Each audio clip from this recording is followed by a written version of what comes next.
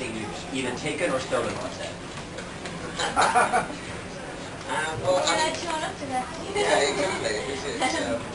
My daughter was actually given one of the Gringotts galleons on the very first film, and they were actually minted, formed by a proper point mint. And that gives you a sense, really, I suppose, you look at this beautiful object that we've got at home, and that gives you a sense of the level of detail that was actually put into these films. And, you saw the coins, but you never saw them in any great detail. But, I mean, that's the kind of thing people are going to be able to see at the Warner Brothers Studio Tour London. You'll be able to get up close and personal with, artifacts like that, sets, features, all of the stuff that you recognise from the films, but you'll be able to see really what went into these and how the magic was created, basically. How magical is it going there every day for the past 10 years and you were making, was it magic? I mean, is Leavesden...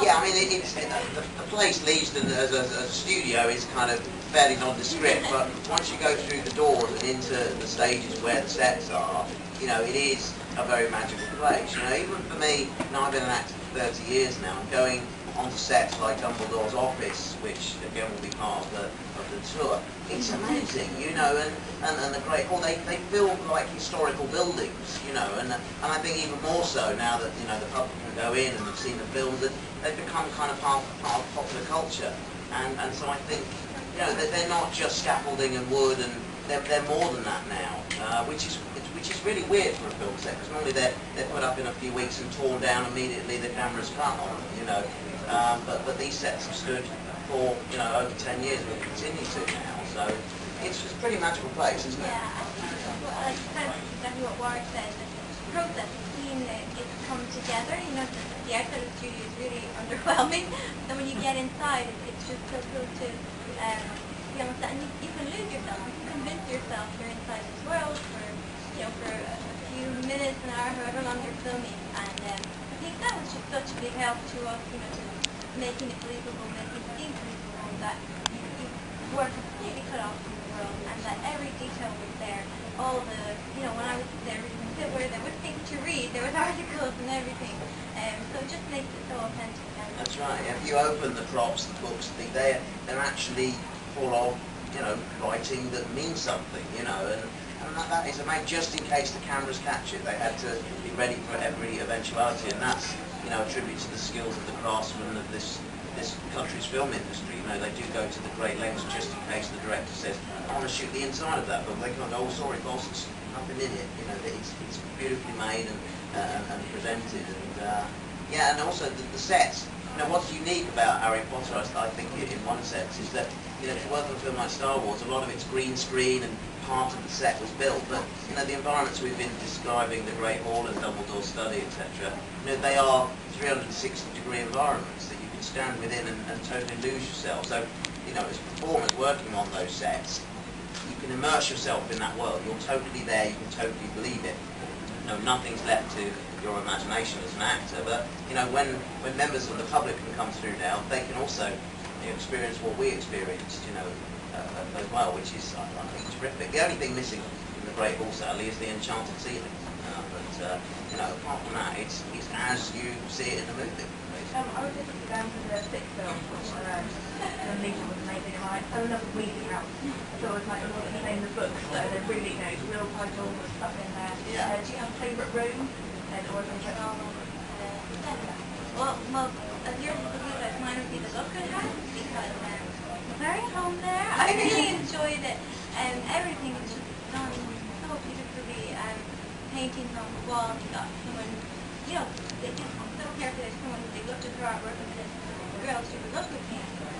And all the furniture, you don't get to see it in this room, which is really cool, but it's still just such a nice place. I think you find that all of the homes, they say so much about the people, the way the music, like, all of them are handmade, and knitted, and it's Miss Louise, all the love she put into her family, and similarly in the Lookwood, you can tell that Luna just, it's just someone who didn't have friends, she didn't always like socialize, she was there painting things on the wall, and yeah, that would be my favorite. You got that?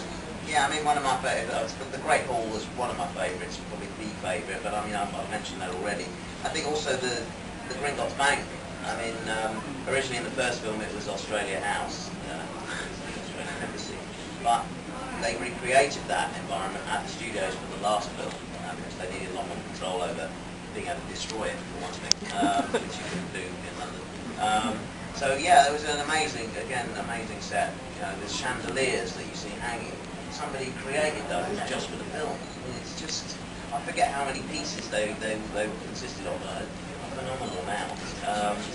You know, and also the vaults as well. We went down to the vaults in Gringotts. Just a stunning sequence to be part of.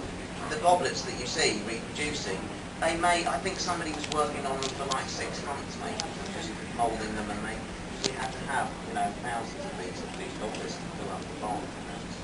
Time for one last question, guys.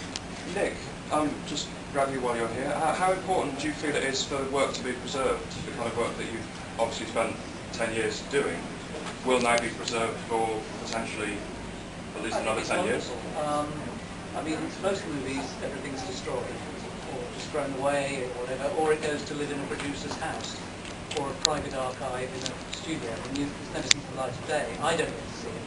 But on this occasion, everything we built is being preserved, and is being sort of cleaned, prepared, made safe, and going into this tour. So, however many years this tour lasts, I'll be able to go around and see stuff, you know, that I was responsible for, which is wonderful. I've never had my work treated this way before. Thank you very much.